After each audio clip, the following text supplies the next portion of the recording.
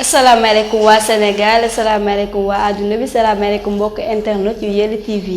Yelli TV ñëwaat ak yéen ci seen émission astuce ak remède naturel li nga xam ne mooy médicament naturel yi ñu leen di indil mu di leen faj te c'est pas cher ñu di leen ko indil saa su ne ci suñu émission bi di astuce ak remède naturel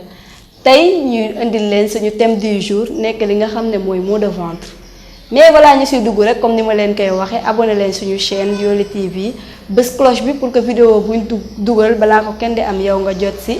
ba pare di aimer di commenter seeni commentaire surtout daf may neex question yi ngeen ma si posé moo may permettre may continuer def ay recherche di ko def yeneen vidéo di leen indi li nga xam ne mooy ay solution pour seeni problème lépp lu jëm si wér-gu-yaram ak lu mu mënti doon problème bu mu mënti doon mën nga ñu ko posé bu soobee yàlla liñ ci xam dinañ la ko indil te kenn du yëg nga am ko ci sutura ñu def ko vidéo pour tout le monde nga xool yow li la ci intéressé nga utiliser ko du xaawi sa sutura dooru sa wax doo def dara question booy posé la rek ci sa commentaire après ñu indil leen ay réponses tey Yelli TV indil leen lan suñu thème du jour c'est astuce et remède naturel muy lan maux de ventre nag mën a dal góor mën a dal jigéen biir buy metti surtout góor ñi daf leen mën a sonal jigéen ñi aussi seeni période règle daf leen di sonal wala ñi nga xam ne après accouchement dañuy amee ay biir yuy metti loolu daal biir yu metti man bëri na lu koy indi aussi dafa bëri ay façon mais tey astuce bi ñu leen di indi muy góor di jigéen di mag di xale képp koo xam ne ni amee na biir buy metti mën nga ko defal mu faj ko sauf xale boo xam ne day namp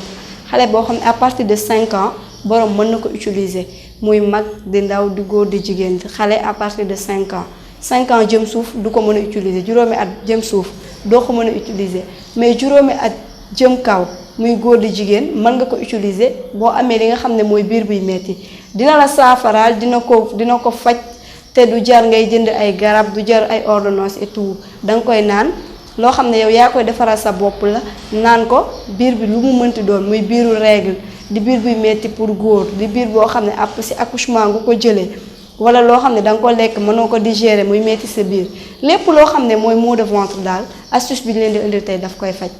lin balaa ñu dugg nag ci li nga xam ne mooy astuce bi ñu wax leen ingrédients yi nga xam ne moom ngay wut dangay wut li nga xam ne mooy sa xobu papaye feuille de papaye xob yi yu jaune yi mooy xob yi nga xam ne dafa dem ba ñor xob yu jaune yi nekk ci garab gi moom ngay wut ba pare nga jënd sa benn doomu ananas soo jëndee doomu ananas bi nga jël ko xooli ko xoolit bi kese ngay soxla soo ko xoolee mais balaa nga koy xool danga koy raxas ba mu set nga xooli ko jël po yi daggate ko nga jël li nga xam ne mooy xobu papaye yi nga xam ne xob yu jaune yi la nga jël ko raxas ko ba mu set nga jël ñaari mélanger def ko ci récipient bu set benn ndab boo xam ne dafa set soo paree nga jël ndox tàngal ko ba mu tàng nga jël ko sotti ko ci def ko li nga xam ne mooy infusion nag soo koy def doo bàyyi saxaar bi mu génne soo sottee ndox bu tàng bi rek da ngay ubaat li nga xam ne moom mooy fi nga def li ngay sa garab da nga koy ub immédiatement soo sottee ndox bi avant saxaar bi di génne da nga koy ub saxaar bi yëpp day desaat ci biir bu demee ba doon gouttelette d'eau mooy loolu mooy desaat ci biir lépp day desaat ci biir liñ leen wax tey ma bamtuwaat ko mooy dangay jël li nga xam ne mooy xobu papaye yu jaune yi xob yi nga ut ci garab gi soit nga for ko wala nga dagg ko ci garab gi xob yu jaune yi nga raxas ko ba mu set teg nga jël sa doomu ananas xolli ko ba mu set peau d'ananas bi nga soxla nga jël ko daggate ko soo ko daggatee jël ko dolli ko ci li nga xam ne mooy feuille de papaye yi nga tegoon yu jaune yi nga tàngal ndox ba mu tàng nga sotti ko ci loolu soo ko sottee après nga jël matin et soir nga koy naan soo xëyee naan mën nga naan avant ngay ndékkee wala soo ndékkee ba pare ak guddi gi sooy tëdd su fekkee tamit biir bi dafa la daaneel immédiatement sur le coup mën nga ko defar nga naan ko soo ko defaree di nga gis biir bi dina deñ mais pour que traitement bi continuer ba nga xam ne biir bi di metti mën na doon ay saan yu nekk ci yow wala leneen da nga koy def pendant 3 mois soo koy def di ko utiliser mën nga ko def 2 fois par semaine def ko matin soir ba 3 mois soobee yàlla lépp loo xam ne biir buy metti la muy biiru règle